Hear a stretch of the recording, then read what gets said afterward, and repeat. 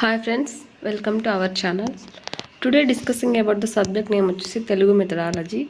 తెలుగు మెథడాలజీలో one of the most important topic అయినటువంటి భాషా బోధన ఆధునిక దృక్పథం అనే టాపిక్ సంబంధించి కంటెంట్ అయితే ఈ వీడియోలో తెలుసుకుందాం. ఎవరైతే మన ఛానల్ని ఫస్ట్ టైం చూస్తున్నారో వారంతా కూడా లైక్ చేయండి, షేర్ చేయండి, తప్పకుండా సబ్స్క్రైబ్ అయితే చేసుకోండి. ఇప్పుడు వచ్చేసి మనం దానికి సంబంధించిన నిర్వచనం, దాంతోపాటు కంటెంట్ అయితే చూద్దాం. చాలా వరకు నిర్వచనాలు అయితే ఉన్నాయి. సమాజం వెలుపల భాష అభివృద్ధి కాదు అన్న భాషావేత్త వచ్చేసి అరోరిన్ అండి. ఒక భాష పట్ల రాజకీయంగా అభిమాన అంకురార్పణ జరగకపోయినట్లయితే ప్రజలలో దాని విలువ, నిర్దిష్ట ఉపయోగం క్రమంగా అంతరించిపోతుంది అని చెప్పిన భాషావేత్త వచ్చేసి రూత్ హోదక్ 2026.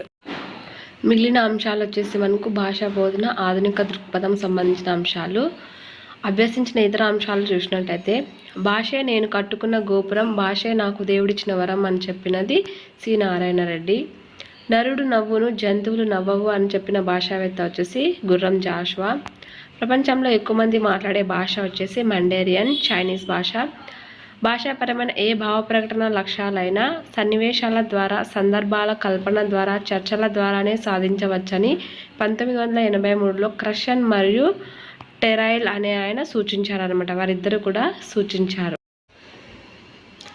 ఒక వ్యక్తి గ్రాహక శక్తిని ఇతరులు వ్యక్తం చేసే అతీతమైన శక్తే ప్రజ్ఞ అని చెప్పింది సర్ ఫ్రాన్సిస్ గాల్టన్. ఇక్కడ గ్రాహకాలో గా ఉంది, గాల్టన్లో గా ఉంది. ఆ విధంగా కూడా గుర్తుపెట్టుకోవచ్చు. మనం సైకాలజీలో కూడా మనకి బిట్ అయితే ఉంది. భారతదేశంలో మాట్లాడబడుతున్న మాతృభాషలు వచ్చేసి మనకు 1965 ఉన్నాయి. వీటిలో ప్రభుత్వంచే గుర్తించబడిన మాతృభాషలు వచ్చేసి మనకు 234, 234 ఈ విధంగా గుర్తుపెట్టుకోవచ్చు. సాంప్రదాయ సిద్ధ నిర్మాణానికి విరుద్ధమైన భాషా లక్షణం అని మనకు కనిపిస్తే అది వచ్చేసి ఆదాన పదంగా మనం ఐడెంటిఫై చేయొచ్చు. పిల్లల భాష ఉపాధ్యాయుడు పుస్తకకర్త వచ్చేసి మనకు ప్రొఫెసర్ కృష్ణ కుమార్ అని ఆయనైతే పిల్లల భాష ఉపాధ్యాయుడు అనే పుస్తకాన్ని అయితే రచించాడు. బ్రిటిష్ వారు భారతదేశ భాషలకు పెట్టిన పేరు వచ్చేసి వెర్నాక్యులర్స్. వెర్న్ అనే లాటిన్ భాషా పదం అర్థాన్ని దృష్టిలో ఉంచుకొని వెర్న అంటే బానిస అనే అర్థం. భారతీయ భాషలన్నీ బానిస భాషలని వారి యొక్క ఉద్దేశం. 1892లో గాంధీజీకి గురు సమానులైనటువంటి దాదాబాయి నౌరోజీ గారు భారతీయుల్ని ఉన్నత పదవుల్లో నియమించాలని మరియు భారతదేశంలో కూడా IPS పరీక్షలు నిర్వహించాలని గట్టిగా వాదించారు. స్వరాజ్యం అనే పదాన్ని మొదట గలమెత్తి పలికినది మనకు దాదాబాయి నౌరోజీని. 1927లో ఫిబ్రవరి 10వ తేదీన యంగ్ ఇండియా అనే పత్రికలో గాంధీజీ ఇలా వ్యక్తం చేశారు. యంగ్ ఇండియా అనే పత్రిక యొక్క ఇయర్ వచ్చేసి మనకు జీకేలోనే ఉపయోగపడుతుంది, అదేవిధంగా మనకు సోషల్లో కూడా ఉపయోగపడుతుంది, గుర్తుపెట్టుకోండి. ఇంగ్లీష్ మాట్లాడే భారతీయులు దేశానికి విశేష సేవ చేశారడం నిర్వివాదాంశం. అయితే వారు ప్రజల భాష నేర్చుకోకపోవడం వల్ల దేశ ప్రగతి కుంటుపడుతోంది అని గాంధీజీ గారు తన యంగ్ ఇండియా పత్రికలో అయితే తెలిపారనమాట. నెక్స్ట్ వచ్చేసి ప్రతి సబ్జెక్టులో భాషను అర్థవంతంగా వాడాలి అంటే ప్రస్తుత ఆధునిక పరిస్థితులకు అనుగుణంగా భాషను మలచడానికి తగిన ప్రయత్నం జరగాలి అని చెప్పిన భాషావేత్తలు వచ్చేసి లికివాన్, వాల్మెస్ అనే ఇద్దరు భాషావేత్తలు వచ్చేసి మనకు తెలిపారనమాట. ప్రతి సబ్జెక్టులో భాషను అర్థవంతంగా వాడాలంటే ప్రస్తుత ఆధునిక పరిస్థితులకు అనుగుణంగా భాషను మలచడానికి తగిన ప్రయత్నం జరగాలి అని చెప్పిన వారు వచ్చేసి లికివాన్, వాల్మిస్. నెక్స్ట్ వచ్చేసి నా మాటలు వెన్నెల్లో ఆడుకొని అందమైన ఆడపిల్లలు అని చెప్పిన వ్యక్తి వచ్చేసి దేవరకొండ బాలగంగాధర్ తిలక్. చిన్న మిరియంబు చెడునే కారంబు అని చెప్పినది వచ్చేసి మనకు కవి సార్వభౌమ శ్రీనాథుడు పల్నాటి వీరచరిత్ర అనే కావ్యంలో అయితే రాశాడనమాట. Every man is a poet అని చెప్పిన వ్యక్తి వచ్చేసి మనకు కార్లైల్ అండి. ఇక్కడ కనిపించలేదు, కార్లైల్. సార్వత్రిక భాషా వికాసం అనే భావనను ప్రతిపాదించినది వచ్చేసి మనకు నోమ్ చామ్స్కీ అండి. ఉత్పాదక వ్యాకరణ సిద్ధాంతాన్ని ప్రతిపాదించినది కూడా నోమ్ చామ్స్కీనే. నెక్స్ట్ వచ్చేసి కుందా భాస్కర్రావు గారు రాసినటువంటి మనసు వాకిళ్ళ కథ ఆనందమైన అభ్యసనం మరియు కృత్యాధార అభ్యసనకు అద్దం పడుతుంది అనైతే ఆయన తెలిపారనమాట. కుందా భాస్కర్రావు గారు రచించినటువంటి మనసు వాకిలి కథలో ఈ కథ ద్వారా పాఠంలో ఒక అమూర్త భావనను తన సృజనాత్మకత భాషా పాఠం ద్వారా జ్ఞానేశ్వరి అనే ఉపాధ్యాయురాలు తరగతి గదిలో ఎలా ఆవిష్కరిస్తుందో మనకు అర్థమవుతుంది. చిన్నారి ప్రశ్నలు గేయకర్త కూడా మనకు కుందా భాస్కర్రావు. చిన్నారి ప్రశ్నలు గేయకర్త Kunda Bhaskarrao. Glimpses of world history, discovery of India, letters of a father to his daughter అనేవి జవహర్లాల్ నెహ్రూ గారి సుప్రసిద్ధ రచనలు. నెక్స్ట్ వచ్చేసి బరో ఎమెనో అనే ఇద్దరు పండితులు 1961లో ద్రావిడ భాషల వ్యుత్పత్తి నిఘంటనలను ప్రచురించారు. బరో ఎమెనో అనే ఇద్దరు పండితులు 1961లో ద్రావిడ భాషల వ్యుత్పత్తి నిఘంటువును ప్రచురించారనమాట. నెక్స్ట్ వచ్చేసి మనకు శ్రీశ్రీ దృష్టిలో కవిత్రయం అంటే ప్రాచీన కాలంలో తిక్కన, మధ్యయుగంలో వేమన, ఆధునిక కాలంలో గురజాడ. నెక్స్ట్ వచ్చేసి మనిషి ఆలోచనలకు వాహికం భాష. భాష లేకపోతే ఆలోచనలకు అవకాశం లేదు. అంటే మన ఆలోచన ఎంత ఎత్తు పెరిగితే మన భాష కూడా అంత ఎత్తు పెరుగుతుంది. అలాగే భాషతో పాటు ఆలోచన పెరుగుతుందని పోరంకి దక్షిణామూర్తి గారు భాషకు మానవ శక్తికి ఉన్న అవినాభావ సంబంధాన్ని తెలిపారు. మెదడుకు సంబంధించిన ఎఫేషియా అనే వ్యాధి ఉన్నవాడు తప్ప మరెవరూ కూడా వ్యాకరణ విరుద్ధంగా మాట్లాడరు అనైతే తెలిపారనమాట. నెక్స్ట్ వచ్చేసి మన రాజ్యాంగాన్ని చాలా వరకు మాతృక అనదగిన రాజ్యాంగం ఏది? మన రాజ్యాంగానికి చాలా వరకు మాతృక రాజ్యాంగం అనదగినది వచ్చేసి బ్రిటిష్ రాజ్యాంగం. ప్రపంచంలో కొన్ని వేల భాషలు ఉన్నాయి, వాటన్నింటికీ వ్యవస్థ ఉంది. కానీ వాటి నిర్మాణాలు తెలియచెప్పే శాస్త్ర గ్రంథాలు ఎన్నో భాషలకు లేవు అని చెప్పిన వ్యక్తి వచ్చేసి మనకు పోరంకి దక్షిణామూర్తి గారు. ప్రతి భాషలోని మాటల నిర్మాణం తీసుకుంటే పదాలు అది మధ్యాంతాలతో ఏ ధ్వనులు కలుస్తాయో ఏవి కలవవో నిరూపించవచ్చు అని ఆచార్య బద్రీరాజు కృష్ణమూర్తి భాషలోని నిర్మాణ వైలక్ష్యాన్ని సంగ్రహంగా అయితే విశదీకరించారు. జాన్ ఎర్ల్ అనే విద్యావేత్త ప్రథమ భాషా అభ్యసనం విషయంలోని విద్యార్థి నోట మాట పలకవలనంటే ఒక యజ్ఞంగా ఉంటుంది.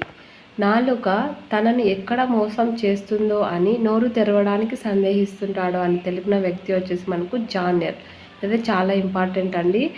ప్రథమ భాషను అభ్యసించే టైంలో విద్యార్థి నోటి నుంచి ఒక పదం పలకాలంటే చాలా అది ఒక యజ్ఞంలాగా ఉంటుందంట.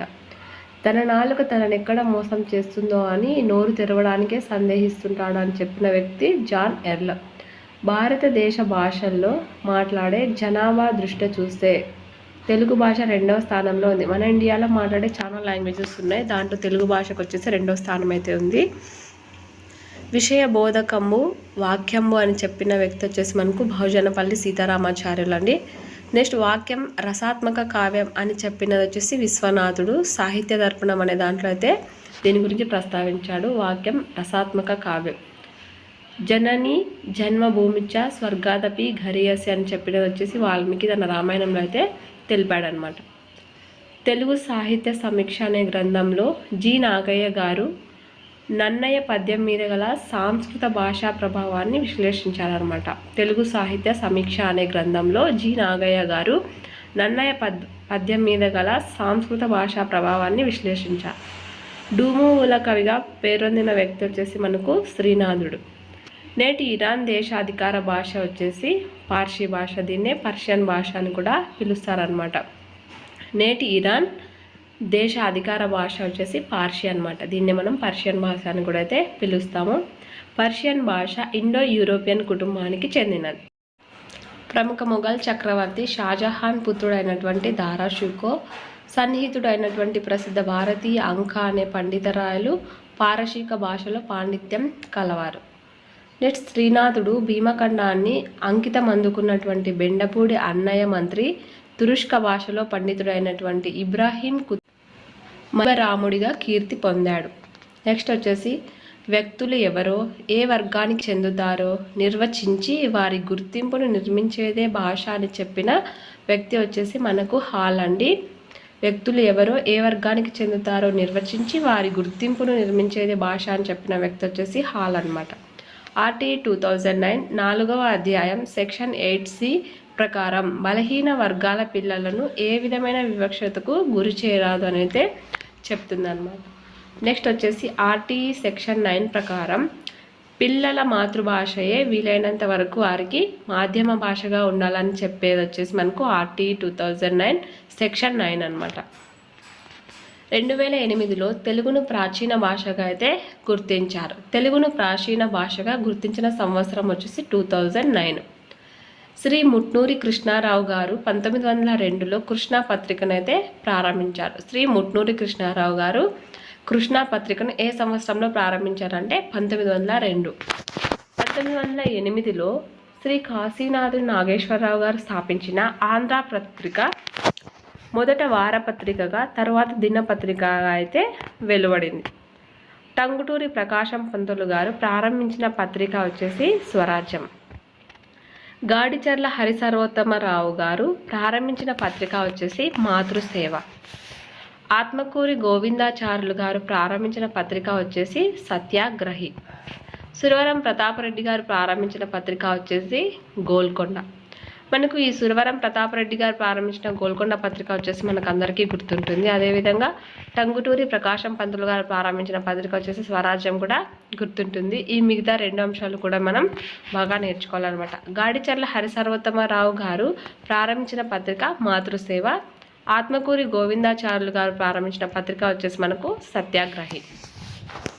ఇంకో ఇంపార్టెంట్ వచ్చేసి ముట్నూరి కృష్ణారావు గారు 1902లో కృష్ణా పత్రిక అయితే స్థాపించారు. ఇది కూడా ఇంపార్టెంట్ అన్నమాట.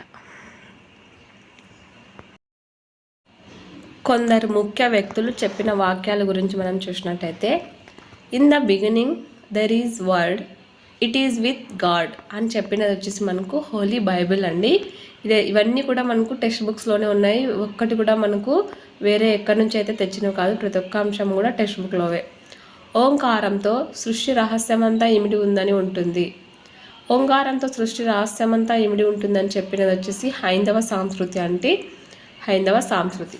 నా మాటలు వెన్నెల్లో ఆడుకుని అందమైన ఆడపిల్లలు అని చెప్పినది తిలక్. చిన్న మిరియంబు చెడునే కారము అని శ్రీనాథుడు తన గ్రంథంలో అయితే రచించాడనమాట. మహాప్రస్థానంకు ముందు మాట రాసినది గుడిపాటి వెంకటాచలం. మహాప్రస్థానం రాసినది వచ్చేసి మనకు శ్రీశ్రీ.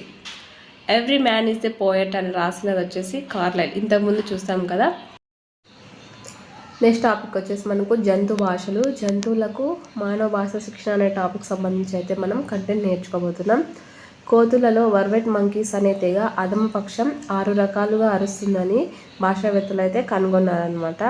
నెక్స్ట్ వచ్చేసి చీమలు రసాయన సంకేతాలను కలిగి ఉంటాయని, అవి ఒక రసాయన పదార్థాన్ని వదులుతూ వెళ్ళటం ద్వారా మిగిలిన చీమలకు ఆహారం కనుగొనటకు దారిని తెలుపుతాయి. చీమలు ఆహారాన్ని ఏ విధంగా కనుగొంటాయంటే రసాయన సంకేతాల ఆధారంగా. తేనెటీగలో స్పర్శ సంకేతం ఉంటుంది. నాట్యం చేసే తేనెటీగ తోక ఉన్న వైపు మధువు ఉన్న దిక్కును తెలుపుతుంది. తేనెటీగ నిర్ణీత కాలంలో చేసే భ్రమణాల సంఖ్య వల్ల మధువు ఎంత దూరంలో ఉంది అనేది మిగిలిన తేనెటీగలు తెలుసుకోవడానికి తేనెటీగ చేసే భ్రమణాల సంఖ్య అనేది మనకు ఉపయోగపడుతుంది అన్నమాట. గబ్బిలం వంటి పక్షులు ప్రమాద సమయంలో ఇతర పక్షులకు ఎటువంటి సంకేతాలు అందిస్తాయో అన్న అంశంపై 1960లో రోయిడర్ అనే శాస్త్రవేత్త పరిశోధనల ఆధారంగా తెలియజేశాడు. నెక్స్ట్ వచ్చేసి మనకు గార్డెనర్ మరియు అతని అనుయాయులు అమెరికా దేశంలో అందులకు నేర్పే సాంకేతిక భాష అయినటువంటి అమెల్సన్ అనే భాషను ఊషు అనే చింపాంజీకి నేర్పారు. ఇది 4 సంవత్సరాల శిక్షణలో కొన్ని వందల సంకేతాలను స్పర్శించి అర్థం చేసుకోగలిగింది. నెక్స్ట్ వచ్చేసి ఫ్రియాక్ అనే పరిశోధకుడు 1970లో సారా అనే చింపాంజీకి భాష నేర్పే ప్రయత్నం చేశాడు. ఈ సారా భాషా వ్యాకరణాలను వినియోగించగల సామర్థ్యం కలిగి ఉందని ఇతని పరిశోధనల ఆధారంగా తెలిపాడు. ఫ్రాన్సిస్ పాటర్సన్ మరియు ఆమె అనుకూలములు 1972లో కోకో అనే 1 సంవత్సరం వయసున్న చింపాంజీకి సాంకేతిక భాషను నేర్పారు. అతని శిక్షణలో ఈ చింపాంజీ 600 సంకేతాలను అర్థం చేసుకొని స్వతంత్రంగా వినియోగించే సామర్థ్యాన్ని పొందింది. దీని ద్వారా మనం జంతువులకు మానవ భాషను శిక్షణ అందిస్తే అవి నేర్చుకోగలవు అని అయితే తెలుపుతున్నారు అనమాట. చీమలలో రసాయన సంకేతం, తేనెటీగలలో స్పర్శ సంకేతం, గబ్బిలాలు ప్రమాదం వచ్చినప్పుడు ఏ విధంగా సంకేతాలు అందిస్తాయని రోయిడర్ అనే శాస్త్రవేత్త తెలిపాడు. నెక్స్ట్ వచ్చేసి అమెరికాలో అందలకు నేర్పించే సాంకేతిక భాష వచ్చేసి అమెల్సన్. ఈ అమెల్సన్ భాషను ఊషు అనే చింపాంజీకి 4 సంవత్సరాల శిక్షణలో వందల సంకేతాలను నేర్చుకోగల శిక్షణ ఇచ్చినది వచ్చేసి మనకు గార్డెనర్ అనమాట. ప్రియాక్ అనే అతను సారా అనే చింపాంజీకి భాష నేర్పించే ప్రయత్నం చేసి సఫలీకృతులయ్యాడు.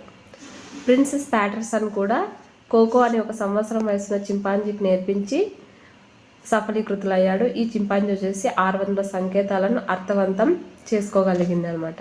ఈ విధంగా ఈ టాపిక్ వచ్చేసి కంప్లీట్ అయిందండి. ఎవరైతే మన ఛానల్ ఫస్ట్ టైం చూస్తున్నారో వారంతా కూడా మన ఛానల్కి లైక్ చేయండి, షేర్ చేయండి, తప్పకుండా సబ్స్క్రైబ్ అయితే చేయండి. మీ ఫ్రెండ్స్కి ఎవరికైనా యూజ్ అనిపిస్తే ఖచ్చితంగా షేర్ చేసి మన ఛానల్ అయితే ప్రోత్సహించండి.